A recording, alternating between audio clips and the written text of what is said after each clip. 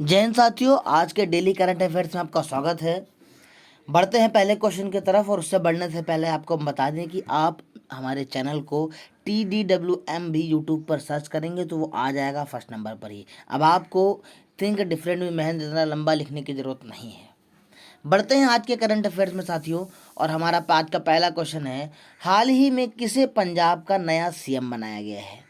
तो साथियों आपको बता दें कि पंजाब के अब तक जो सीएम थे वो कैप्टन अमरिंदर सिंह थे, और अब नए सीएम के रूप में चरणजीत सिंह चन्नी को चुना गया है। चरणजीत सिंह चन्नी इसका राइट आंसर होगा, जो कि पंजाब के नए सीएम हैं। और हाल ही में साथियों अभी बहुत सारे राज्य ऐसे हैं जिसमें नए नए सीएम बनाए गए हैं। तो अगर बात करें हम गुजरात की, साथियों गुजरात के सीएम भूपेंद्र पटेल हैं वर्तमान में जो नए बनाए गए हैं। उत्तराखंड के चेंज हुए हैं, उत्तराखंड के सीएम इस समय पुष्कर सिंह धामी को बनाया गया है। और कर्नाटका के साथियों, कर्नाटका के सीएम बसवराज बम्बई बम्बई नहीं बम्बई बम्बई को बनाया, बसवराज बम्बई को बनाया गया है। और एक और फेमस है जो तमिलनाडु, तमिलनाडु के नए सीएम कौन बने गए? MK स्टालिन को नया सीएम बनाया गया है। तो साथियों इसका राइट आंसर हम हो जाएगा चरणजीत सिंह चन्नी, जो कि कांग्रेस पार्टी से रिलेटेड है। इनको नया मुख्यमंत्री बनाया गया है। कहाँ का? पंजाब का। अगले क्वेश्चन की तरफ बढ़ते हैं साथियों। अगला क्वेश्चन है हमारा, किस बैंक ने ग्लोबल अवार्ड टू एक्सीलेंस 2021 में यूरोनॉमी द्वारा दिए गए वर्ल्ड बेस्ट बैंक 2021 यानी कि संसार का सबसे बढ़िया बैंक, सबसे बेस्ट बैंक का जो खिताब मिला है वो किस बैंक को मिला है? तो साथियों बता दें कि ये जो अवार्ड मिला है ये DBS बैंक को मिला है। वर्ल्ड बेस्ट बैंक का खिताब मिला है। और इसी के साथ केवल यही नहीं, ये जो वर्ल्ड DBS बैंक है ये फोर्ब्स पत्रिका जो एक जारी होती है उसमें टॉप 10 बैंकों में ये फर्स्ट नंबर पर है। फर्स्ट नंबर पर आया है, फोर्ब्स पत्रिका द्वारा जारी किया है जो। और दूसरी चीज़ है कि वर्ल्ड के बेस्ट डिजिटल बैंक में भी इसको नाम दिया गया कि ये जो है ये वर्ल्ड का बेस्ट डिजिटल बैंक है। इसी के साथ में और बात करें साथियों तो इसका हेडक्वार्टर सिंगापुर में है और वर्तमान में इसके CEO पीयूष गुप्ता है। तो वर्ल्ड का बेस्ट बैंक कौन है? DBS bank. फोर्ब्स पत्रिका में टॉप 10 बैंकों में प्रथम स्थान पर कौन है?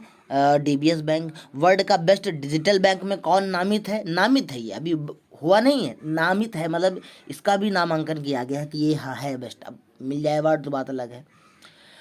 ठीक है साथियों, वर्ल्ड का बेस्ट बैंक 2021 का कौन है? DBS bank. क्वेश्चन इंपॉर्टेंट है इसलिए मैं इसको बार बार जोर दे रहा हूँ। अगले क्वेश्चन की तरफ बढ़ते हैं। हाल ही में किसे राष्ट्रीय लघु उद्योग निगम लिमिटेड यानी कि national small industries corporation limited के नए CMD कौन है? CMD का मतलब होता है चीफ मैनेजिंग डायरेक्टर।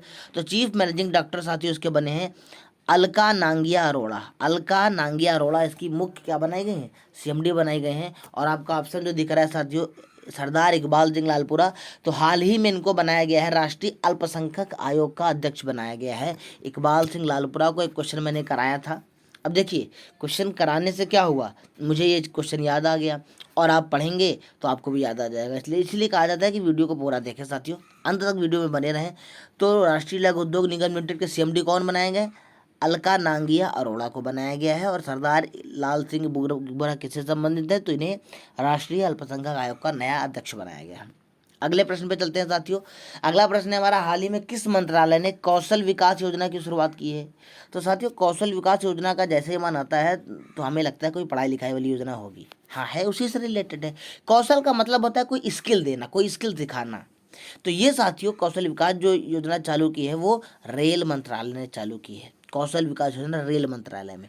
इसमें क्या करेंगे? इसमें क्या करेंगे, हर राज्य के कुछ युवाओं को रेल प्रशिक्षण देंगे। रेल प्रशिक्षण देंगे, ये नहीं कि रेल गाड़ी चलाना सिखा देंगे ना, रेल से रिलेटेड जितने भी प्रशिक्षण वो देंगे। अगला बढ़ते हैं। अगला प्रश्न हमारा है, भारत की पहली स्वदेशी लग्जरी क्रूज लाइनर किसके द्वारा संचालित की जा रही है?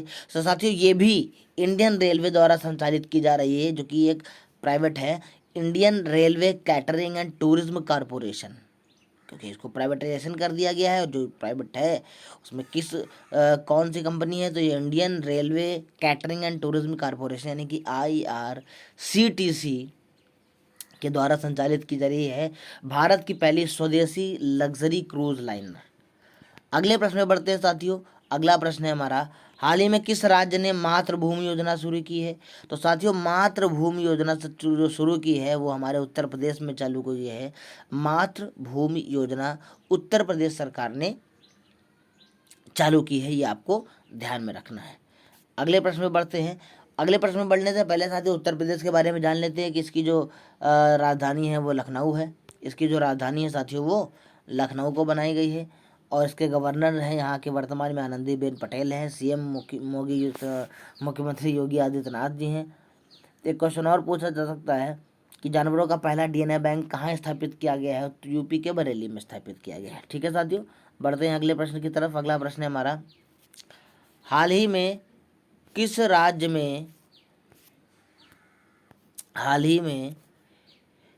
में भारत का 61वां सॉफ्टवेयर प्रौद्योगिकी पार्क स्थापित केंद्र खुला है? तो साथियों इसका राइट आंसर हो जाएगा नागालैंड। नागालैंड में भारत का 61वां सॉफ्टवेयर प्रौद्योगिकी पार्क स्थापित किया गया है। अब नागालैंड की बात आई है तो नागालैंड के बारे में कुछ जान लेते हैं साथियों कि नागालैंड की जो राजधानी है वो कोहिमा है। गवर्नर यहाँ के वर्तमान में आर एन रवि, और सीएम है इस समय के नेफ्यू रियो यहाँ के वर्तमान में सीएम है। अगले प्रश्न की तरफ बढ़ते हैं साथियों। अगला प्रश्न है हमारा, हाल ही में किस राज्य ने ड्राई राशन योजना शुरू की है? तो साथियों ये योजना शुरू की है उड़ीसा ने ये योजना शुरू की है। ड्राई राशन योजना, क्या मतलब है इस योजना का? तो ड्राई राशन योजना साथियों उनके लिए जिनका राशन कार्ड नहीं है, जिनके पास राशन कार्ड नहीं है, उनको 5 किलो राशन मिलेगा। ठीक है साथियों, 5 किलो राशन मिलेगा जब भी राशन बढ़ता है हर महीने की एक निश्चित तारीख को। तो जिनके पास राशन कार्ड नहीं है, या फिर आप कहो पहले वो उत्तराखंड में रहता था, वो उत्तर प्रदेश में काम करने आया है, तो तुरंत तो राशन कार्ड नहीं बन जाएगा उसका, क्योंकि वहाँ के लिए उसका आवास चाहिए। तो उनको 5 किलो जो राशन है वो मिलेगा। उड़ीसा की बात होती है तो साथियों जान लेते हैं उड़ीसा की जो आपकी कैपिटल है वो भुवनेश्वर है। उड़ीसा की जो कैपिटल है वो भुवनेश्वर है, और भुवनेश्वर से ही ध्यान आता होगा आपको कि ये भुवनेश्वर जो था वो अपने भारत का पहला भारतीय शहर बना था। यानी कि ऐसा कौन सा शहर है भारत का जो पूरी तरीके से वैक्सीनेशन था, उसमें पूरी तरीके से वैक्सीनेटेड था।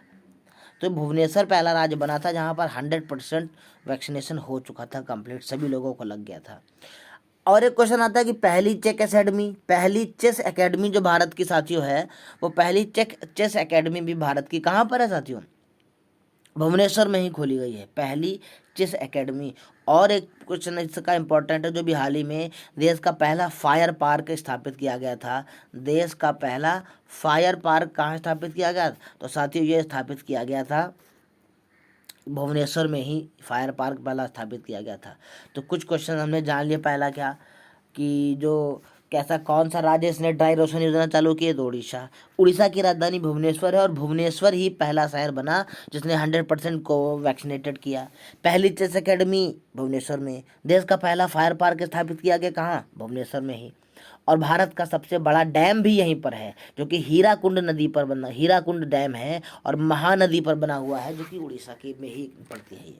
ठीक है, भारत का सबसे बड़ा डैम, सबसे लॉन्गेस्ट डैम कहाँ पर? हीराकुंड डैम और महानदी पर बना हुआ है। गवर्नर यहाँ के गणेशी लाल हैं, और सीएम की बात करें तो नवीन पटनायक इसके वर्तमान में सीएम है, उड़ीसा के वर्तमान में सीएम है। अगले प्रश्न की तरफ बढ़ते हैं साथियों। अगला प्रश्न है हमारा, हाल ही में मालदीव में भारतीय उच्चायुक्त के रूप में किसे नियुक्त किया गया है? Indian high commissioner to Maldives किसे नियुक्त किया? तो साथियों मनु महावर को नियुक्त किया गया है, जो कि मालदीव में भारतीय उच्चायुक्त के रूप में काम करेंगे। मालदीव के बारे में जान लेते हैं साथियों। मालदीव क्या है? मालदीव की जो कैपिटल है वो माले है, करेंसी मालदीवियन रुफिया है। इसकी करेंसी। प्रेसिडेंट यहाँ के इब्राहिम मोहम्मद सोली हैं। कौन है? इब्राहिम मोहम्मद सोली। कैपिटल माले, करेंसी मालदीवियन रुफिया। अगले प्रश्न की तरफ साथियों बढ़ते हैं। अगला प्रश्न है हमारा, हाल ही में किसे संयुक्त राष्ट्र ने सतत विकास लक्ष्यों का एडवोकेट जो है वो नियुक्त किया है? तो साथियों जो नोबेल पुरस्कार विजेता कैलाश सत्यार्थी को ही नियुक्त किया है, सतत विकास लक्ष्यों का एडवोकेट नियुक्त किया गया है। कैलाश सत्यार्थी के साथ में और किसको मिला था नोबेल पीस प्राइज अवार्ड 2014 में? ये आप साथियों कमेंट करके बताएंगे कि कैलाश सत्यार्थी के साथ में किसको मिला था। एक मैं हिंट दे देता हूँ कि वो महिला ही थी, लड़की ही थी जिनको मिला था Nobel peace prize Kailash Satyarthi के साथ में ही। पाकिस्तानी महिला थी, तो आप कमेंट करके बताइए साथियों, कैलाश सत्यार्थी के साथ में किसको नोबेल पीस प्राइज मिला था। अगले प्रश्न की तरफ बढ़ते हैं, तब तक साथियों हम हाल ही में अंकटाड यानी कि UNCTAD ने 2021 के लिए भारत की GDP ग्रोथ रेट कितना रहने का अनुमान लगाया है। तो अंकटाड ने बताया है कि भारत की जो GDP ग्रोथ रेट है वो 7.2% रह सकती है, ये अनुमान ही लगाया है। अंकटाड का मतलब क्या होता है, United nation conference on trade and development, जिसका जो मुख्यालय है जिनेवा में, स्विट्जरलैंड में। साथियों ये हो गए हमारे।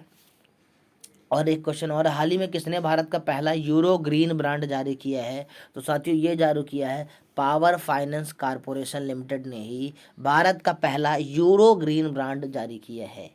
तो भारत का पहला यूरो ग्रीन ब्रांड किसने जारी किया है, पावर फाइनेंस कॉरपोरेशन लिमिटेड। और एक प्रश्न जो आपके लिए है साथियों, आप इसका बताएंगे राइट आंसर चेक करके कि is of doing business report कौन सा संगठन जारी करता है।